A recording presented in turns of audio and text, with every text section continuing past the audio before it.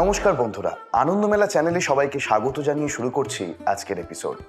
প্রকৃতির নিয়ম অনুসারে সবকিছুই নতুন করে শুরু হয়, আর সূচনা যার আছে তার তো সমাপ্তিও আছে। এই শুরুর শেষ বা শেষের শুরুকে কেন্দ্র করেই চালিত হচ্ছে যুগচক্র। মাঘ মাসের পূর্ণিমা তিথিটি ধর্মীয় আঙ্গিকে বিশেষভাবে গুরুত্বপূর্ণ। একাধারে নানা পৌরাণিক আখ্যান ও ঐতিহাসিক ঘটনার সন্নিবেশ ঘটেছে এই তিথিকেই কেন্দ্র করে। পঞ্জিকা অনুসারে মাঘী পূর্ণিমা হল কলিযুগান্তা, অর্থাৎ কোনো এক মাঘী পূর্ণিমাতেই দাপর যুগের অবসান ও কলিযুগের সূচনা হয়েছিল। মর্তলোকে ভগবান শ্রীকৃষ্ণের জীবনের অন্তিম দিন ছিল এটি।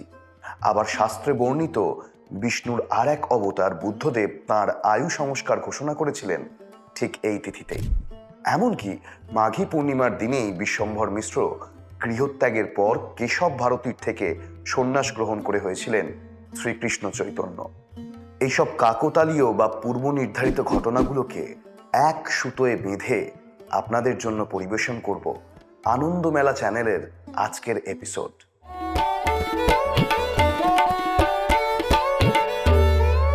প্রাচীন ভারতীয় দর্শনের সবচেয়ে আকর্ষণীয় বিষয়গুলির মধ্যে অন্যতম হল যুগচক্র। দেশীয় সংস্কৃতিতে বিশ্বজগৎ সৃষ্টির কাল গণনা পদ্ধতি হল এই যুগচক্র। পুরাণ অনুসারে 4টি যুগ একটি বিরাট মহাজাগতিক ঘড়ির মতো এক চিরন্তন চক্রে আবর্তিত হচ্ছে। এই চক্রটি শুরু হয় সত্যযুগ দিয়ে, ক্রমে ত্রেতা ও দাপর যুগের মধ্যে দিয়ে এগিয়ে চলে এবং অবশেষে কলিযুগের অন্তিম পর্যায়ে পৌঁছায়। এবং তারপর একটি যুগচক্র সম্পূর্ণ হতেই পুনরায় আবার সত্যযুগের সূচনা হয়। বিভিন্ন পৌরাণিক গ্রন্থ ও ধর্মকে একটি 4 পায়ে দাঁড়িয়ে থাকা ষাঁড় হিসেবে উল্লেখ করেছে। প্রতিটি পা সত্য, করুণা, পবিত্রতা এবং উদারতা এক একটি গুণের প্রতিনিধিত্ব করে। তাই ধর্মের ষাঁড়টি সত্যযুগে বিশ্বে 100% ধার্মিকতার প্রতীকরূপে 4 পায়ে দৃঢ়ভাবে দাঁড়িয়ে থাকে। এটি ছিল পৃথিবীতে সম্পূর্ণ শান্তির যুগ।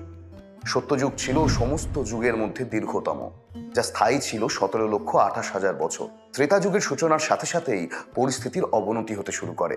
ত্রেতা যুগ প্রবেশ করলে দেখা যায় একটি পা হারিয়ে ষাঁড়টি 3 পায়ে দাঁড়িয়ে। এই যুগে 3 ভাগ ধর্মের পাশাপাশি 1 ভাগ অধর্মও প্রবেশ করেছিল।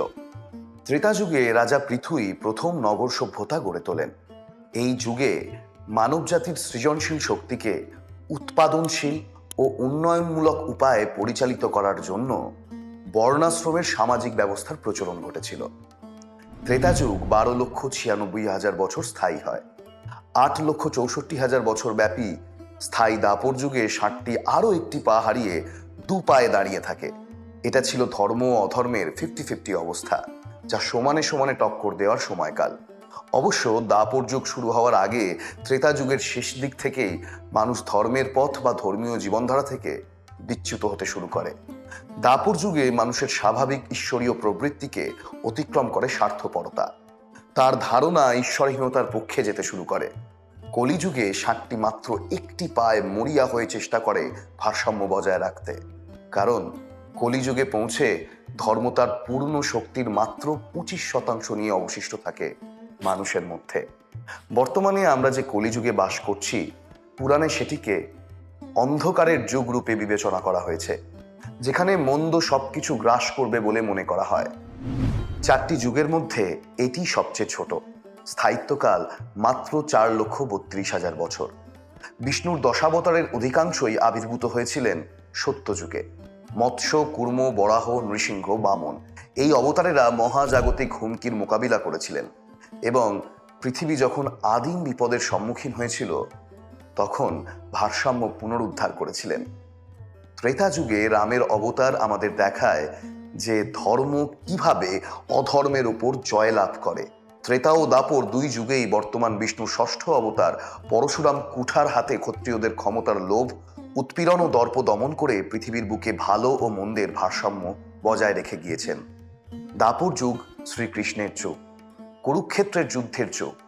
পারিবারিক দ্বন্দ্ব, নৈতিক দ্বিধা, কপটতার রসাতলে ডুবে যেতে থাকা সমাজে শিষ্টের পালন ও দুষ্টের দমনের মাধ্যমে ভগবান শ্রীকৃষ্ণ ধর্মের সংস্থাপন করেছেন। বর্তমানে আমরা যেই যুগে বাস করছি, এবার সেই কলিযুগের কথায় আসা যাক। কলিযুগে বুদ্ধ অবতার তার করুণা ও জ্ঞানার্জনের শিক্ষা দিয়ে মানব জাতিকে এক অবক্ষয় ও অন্ধকারাচ্ছন্ন সময় থেকে পথ দেখানোর জন্য আবির্ভূত হয়েছিলেন। কথিত আছে অতঃপর কলিযুগের শেষ পর্বে পৃথিবীতে যখন অধর্মের চূড়ান্ত অভ্যুত্থান হবে তখন দশম অবতার আসবে, কল্কি, যিনি কলিযুগের অবসান ঘটিয়ে আবার সূচনা করবেন সত্যযুগের। কলিযুগ শেষ হলে আমরা আবার সত্যযুগের সঙ্গে নতুন করে শুরু করব। সত্য, ত্রেতা, দাপর ও কলি, এই যুগবিভাগ আমাদের জানা, কিন্তু এই শব্দগুলোর উৎস ভারী চমকপ্রদ। উৎসে এই শব্দগুলো মোটেই এমন ভাববাদী ছিল না। উত্তর ভারতের হিন্দি ভাষীরা সত্যযুগকে বলতো কৃতযুগ। কৃত, ত্রেতা প্রভৃতি শব্দগুলো যে আদতে পাশা খেলার পরিভাষা, তা ঐতরেয় ব্রাহ্মণের সূত্র ধরে দেখিয়েছেন ভাষাবিদ সুকুমার সেন। বৈদিক আর্যরা পাশা খেলায় পুরো দান পড়লে বা 4 ভাগ দান পড়লে তাকে বলতো কৃত বা সম্পন্ন। 3 ভাগ দান পড়লে তাকে বলা হতো ত্রেতা। 2 ভাগ বা আধা আধি দান পড়লে তাকে বলা হতো দাপর, এবং মাত্র 1 ভাগ দান পড়লে তাকে বলতো কলি। অতএব সত্য, ত্রেতা প্রভৃতি যুগের দ্যোতক শব্দগুলো বৈদিক আর্যদের কাছে ছিল নিখাদ বস্তুবাদী টার্ম। কুরুক্ষেত্রের যুদ্ধ শেষে দুর্যোধন সহ গান্ধারীর শতপুত্র মারা যান। সমবেদনা জানাতে শ্রীকৃষ্ণ গান্ধারীর সাথে দেখা করতে আসেন। কৌরব বংশ ধ্বংস হয়ে যাওয়ায় শোকার্ত গান্ধারী এই পরিণতির জন্য শ্রীকৃষ্ণকেই দায়ী করেন। তার মতে শ্রীকৃষ্ণ যদি চাইতেন কুরুক্ষেত্রের যুদ্ধ আটকাতেই পারতেন। সন্তান শোকে অন্ধ গান্ধারী ক্রোধের বশে শ্রীকৃষ্ণকে অভিশাপ দিয়ে বসলেন। তোমার রাজ্যেও শান্তি, সমৃদ্ধি, উন্নতি থাকবে না। তুমিও আমার মতোই বংশ হারানোর যন্ত্রণা ভোগ করবে। 36 বছর পর তুমিও প্রতিটি যদুবংশী সদস্যের সঙ্গে মৃত্যুবরণ করবে। কৃষ্ণ নিজে চাইতেন নিয়তির নিয়মে এমনটাই ঘটুক। তাই গান্ধারীর শাপের প্রত্যুত্তরে তিনি বলেছিলেন, তথাস্তু। শ্রীকৃষ্ণের পুত্র শাম্ব একবার তার কয়েকজন বন্ধুর সঙ্গে ঋষিদের সাথে মশকরা করার জন্য গর্ভবতী মহিলার ছদ্মবেশে তাদের কাছে জিজ্ঞাসা করেন যে মহিলা বেশি শাম্বের গর্ভে পুত্র হবে নাকি কন্যা সন্তান। কিন্তু ঋষিরা তাদের ছলনা ধরে ফেলে অভিশাপ দিলেন যে শাম্বের গর্ভে একটি মুষলের জন্ম হবে এবং ওই মুষলই যদুবংশ বিনাশের কারণ হবে। পরবর্তীকালে শাম্বের গর্ভে এক লোহার পিণ্ডরূপ সন্তান জন্ম নেয়। এই ঘটনা গোপন রাখা হয় শ্রীকৃষ্ণের কাছে। রাজা উগ্রসেনের পরামর্শে ওই লোহার পিণ্ডটি টুকরো টুকরো করে সমুদ্রে ভাসিয়ে দেওয়া হয়। কিন্তু একটি মাছ ওই লোহার একখানি টুকরো খেয়ে ফেলে, আর সেই মাছটি ধরা পড়ে জরা নামক এক ব্যাধের জালে। সেই মাছের পেট কেটে ওই লোহার টুকরো দিয়ে তীরের ফলা তৈরি করে সে। ঘটনাক্রমে ওই তীরের ফলাই কিন্তু শ্রীকৃষ্ণের মৃত্যুর কারণ হয়। গান্ধারীর শাপের 36 বছর অতিবাহিত হয়েছে। দ্বারকা নগরীতে অনেক অশুভ লক্ষণ দেখা দিতে শুরু করলো একে একে।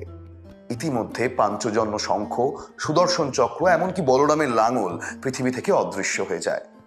এই সময় যাদবরা দ্বারকায় একটি উৎসব উদযাপন করছিলেন।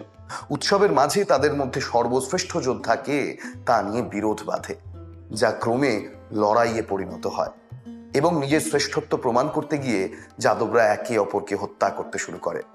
মুষল পর্বে সমস্ত কুলের বিনাশ হয়েছে দেখে শ্রীকৃষ্ণ দাদা বলরামের খোঁজে গিয়ে দেখেন বলরামও যোগ বলে প্রাণ ত্যাগ করেছেন। ব্যথিত চিত্তে শ্রীকৃষ্ণ প্রভাস পাটনে, অধুনা সোমনাথ মন্দির থেকে 5 কিলোমিটার দূরে অবস্থিত ভালকা নামে এক নির্জন স্থানে একটি অশ্বত্থ গাছের নিচে ডান পায়ের ওপর বাঁ পা রেখে যোগ মুদ্রায় বসলেন। সেই সময় জরা নামে এক শিকারী সেই নির্জন বনে প্রবেশ করলো এবং নিবিড় গাছপালার আড়ালে শ্রীকৃষ্ণের রাঙা চরণকে হরিণের মুখ ভেবে চালিয়ে দিল সেই মুষল থেকে নির্মিত তীরটি। তীর বিঁধল শ্রীকৃষ্ণের বাম পায়ে। শ্রীকৃষ্ণের আর্তনাদ শুনে জরা বুঝতে পারে সে এক মস্ত বড় ভুল করে ফেলেছে।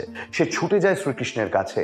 ভগবানের রক্তাক্ত চরণে লুটিয়ে বারংবার মাথা কোটে অসহায় ব্যাধ। শ্রীকৃষ্ণ তাকে আশ্বস্ত করে বলেন, এই ঘটনা পূর্ব নির্ধারিত। নিয়তির পূর্ব পরিকল্পনাই আমাকে আর তোমাকে এই গাছের তলায় নিয়ে এসেছে। এরপর সমাহিত চিত্তে শ্রীকৃষ্ণ জরাকে শোনাতে লাগলেন তার পূর্বজন্মের কথা। পূর্বজন্মে মানে ত্রেতা যুগে শ্রীকৃষ্ণ ছিলেন পুরুষোত্তম শ্রীরাম, আর জরাব্যাধ ছিলেন বানররাজ মহাবলী বালি। শ্রীকৃষ্ণ আগের জন্মে রাম অবতারে সুগ্রীবকে দ্বন্দ্বযুদ্ধে জেতানোর জন্য অনৈতিকভাবে গাছের আড়াল থেকে তীর নিক্ষেপ করে বালিকে হত্যা করেন। আজ সেই কারণেই আগের জন্মের কর্মফলে এই জন্মে শ্রীকৃষ্ণের মৃত্যু হচ্ছে ব্যাধের ছোড়া তীরের আঘাতে। মহাবিশ্বের শাসক ভগবানের জন্যও কিন্তু কর্মফল ভোগের নিয়ম একই থাকে। শ্রীকৃষ্ণ মানব শরীরে 125 বছর 8 মাস 7 দিন বেঁচেছিলেন। শ্রীকৃষ্ণ স্বয়ং ভগবান হয়েও সৃষ্টির শৃঙ্খলকে ভাঙেননি।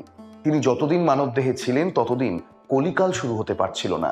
তার স্থূল দেহ ত্যাগের সাথে সাথেই দাপর যুগের অবসান ঘটে এবং কলিযুগের প্রারম্ভ হয়। গবেষকদের মতে 3101 খ্রিস্টপূর্বাব্দে কলিযুগের সূচনা হয়েছিল। বর্তমানে কলির 5125 বছর চলছে। যুগ সন্ধিক্ষণে কলিযুগের আবির্ভাবের তিথিটি ছিল মাঘী পূর্ণিমা, আর দিনটি ছিল শুক্রবার। বর্ষপঞ্জির 12টি পূর্ণিমার মধ্যে মাঘী পূর্ণিমা তিথি কেবল কলিযুগাদ্দা বলেই প্রসিদ্ধ নয়। পৌরাণিক মতে মাঘ মাসের পূর্ণিমার দিন দেবতারা নিজের রূপ পরিবর্তন করে গঙ্গা স্নান করতে প্রয়াগরাজে আসেন। কিংবদন্তি আছে খ্রিস্টপূর্ব 2382 সালে ঋষি বিশ্বামিত্র মাঘী পূর্ণিমার দিনেই মহাকুম্ভে গঙ্গা যমুনা সরস্বতীর সঙ্গমে স্নান করেছিলেন। ব্রহ্মবৈবর্ত পুরাণ মতে মাঘ মাসে শ্রী বিষ্ণু গঙ্গা নদীতে বাস করেন।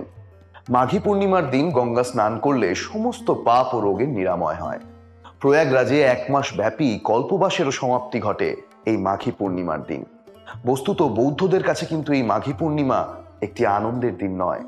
মাঘী পূর্ণিমা তিথিতেই বর্তমান উত্তরপ্রদেশের বৈশালীর চাপাল চৈত্যে বুদ্ধদেব নিজেই তার মহাপরিনির্বাণের দিনক্ষণ ঘোষণা করেন, যাকে বৌদ্ধ পরিভাষায় বলা হয় আয়ু সংস্কার।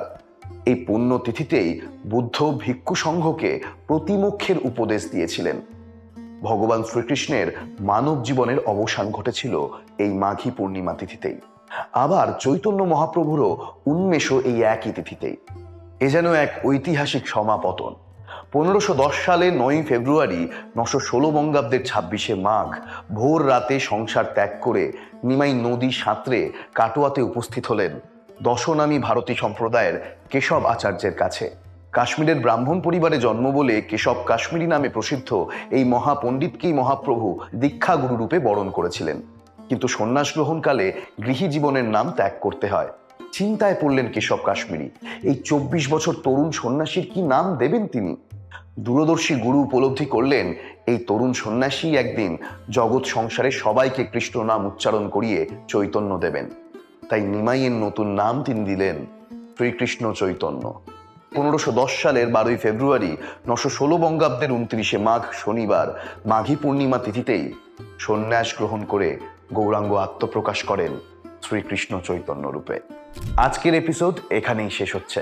ভালো লাগলে লাইক, শেয়ার এবং সাবস্ক্রাইব করতে ভুলবেন না। আর কেমন লাগলো আজকের এপিসোড কমেন্ট করে জানাতে ভুলবেন না প্লিজ। তাহলে পরের এপিসোডে আবার দেখা হচ্ছে। আসুন একসাথে আমরা মেতে উঠি আনন্দ মেলার এই আনন্দযজ্ঞে। ভালো থাকবেন।